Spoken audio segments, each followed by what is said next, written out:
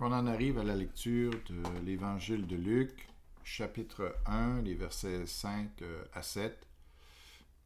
On lit au temps où Hérode était roi de Judée. Alors, le récit de l'Évangile de Luc ici se place dans l'histoire. Hérode, c'est un personnage connu de l'histoire. L'archéologie nous a révélé des choses sur lui, effectivement a confirmé qu'il était en place au temps où Jésus est venu dans ce monde. Alors, c'est un personnage quand même important. Et ici, il est roi de Judée, effectivement. Ici, la Judée a changé de grandeur. En tout cas, le territoire d'Hérode était beaucoup plus vaste que la Judée qu'on va retrouver plus tard. Bon, les limites ont changé avec ses fils qui ont hérité de son royaume. À ce moment-là, la Judée était beaucoup plus vaste, comprenait la Galilée, en tout cas. Alors, voilà. Et il dit, il y avait un prêtre nommé Zacharie. Donc, je n'ai pas mentionné, mais Hérode a fait bâtir un temple énorme, vraiment un chef-d'œuvre d'architecture. Le temple d'Hérode, d'ailleurs, que les Juifs en étaient très, très fiers. Alors, Hérode avait fait construire ça un peu pour amadouer les Juifs, se gagner les Juifs, parce que lui-même n'était pas juif. Alors, il avait un peu de problème avec les Juifs. Alors, il a fait construire un temple magnifique pour son orgueil aussi, évidemment. Mais c'était, en tout cas, politiquement, c'était un bon procédé. Alors, dans le temple, il y avait des sacrificateurs qui offraient des sacrifices, évidemment, des offrandes à Dieu et tout ça. Alors ici, on parle de Zacharie, cet homme-là, qui appartenait au groupe de prêtres d'Abia. Donc, ici, il faut connaître l'histoire de la sacrificature, en tout cas, et il y a eu, à partir du roi David, si on remonte dans l'histoire, environ 1000 ans avant Jésus, ici, David a organisé la rotation des sacrificateurs pour servir. À cette époque-là, c'était le tabernacle encore, c'est une espèce de grande tente qui était amovible. Et puis, donc, il avait organisé le service au tabernacle avec tous les sacrificateurs qu'il y avait, qui étaient descendants d'Aaron. Ici, on va le voir ici plus tard. Donc, tous les sacrificateurs remontent jusqu'à Aaron, qui était le frère de Moïse. Donc, on parle ici période 1400 avant Jésus-Christ, environ 400 ans avant David. Et donc, il y a eu plusieurs descendants de Aaron, et parmi ces gens-là, c'était des sacrificateurs. À partir du moment où ils étaient descendants d'Aaron, alors, à cause de leur nombre, il a fallu les diviser et d'organiser le service au tabernacle pour que ce ne soit pas toujours les mêmes. Alors, il y a eu une rotation, une alternance qui a été établie par le roi David.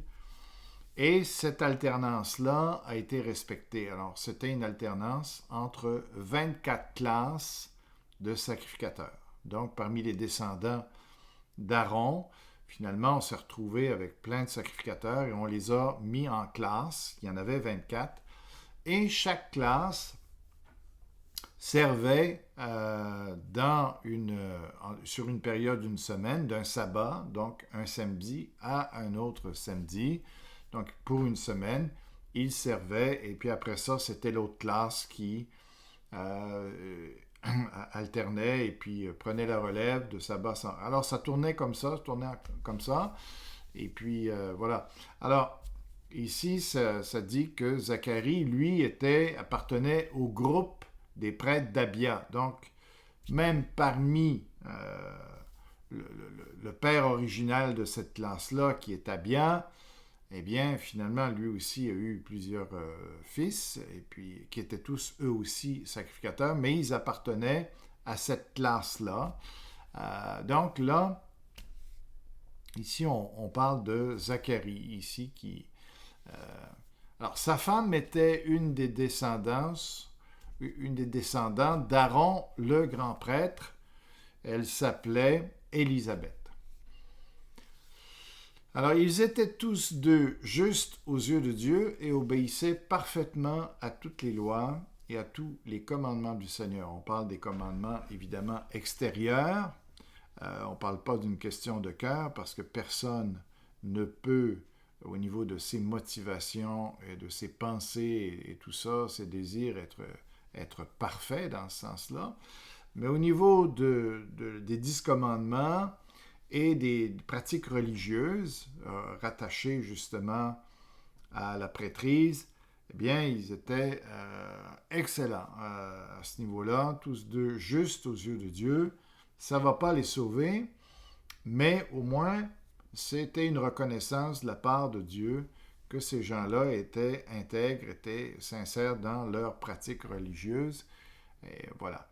Alors, donc, ici après, il dit « Mais ils n'avaient pas d'enfants, car Élisabeth ne pouvait en avoir, et ils étaient déjà âgés tous les deux. » Alors, ici, c'est un malheur, évidemment, pour les Juifs de ne pas pouvoir avoir d'enfants, malgré le fait, voyez-vous, qu'ils marchaient fidèlement avec Dieu, tous les deux. Donc, ce n'était pas un jugement de la part de Dieu. Mais ils n'avaient pas d'enfants, alors c'était, dans leur génétique, c'était comme ça, il y avait un problème. Et puis, mais c'était un malheur pour des gens comme ça, surtout des gens religieux comme ça. C'était vraiment une honte, hein, parce que, Dieu avait demandé à ce que on se reproduise, on peuple la terre. C'était la volonté de Dieu. Et en plus de ça, toute femme en Israël espérait pouvoir porter le Messie qui avait été promis. Donc, le Sauveur allait venir par une femme. C'était connu en Israël. Et toutes les femmes en Israël espéraient vraiment pouvoir porter le Messie. Alors, le fait de ne pas pouvoir en avoir, c'était vraiment une tristesse. Et puis, en plus, c'était pas bien vu du tout. Alors, mais Dieu a procédé comme ça avec eux pour justement susciter quelqu'un par la suite, qui est Jean-Baptiste, qui va être un homme excellent du point de vue de Dieu. Alors, ils ont attendu toutes ces années-là, mais ça a valu le coup finalement, parce que Dieu voulait leur donner un enfant tout à fait spécial. Alors, ils étaient déjà âgés tous les deux, ce qui veut dire qu'ils n'étaient plus en mesure d'avoir des enfants. Donc, Jean-Baptiste va être le résultat d'un miracle de la part de Dieu pour son ministère par la suite. Voilà.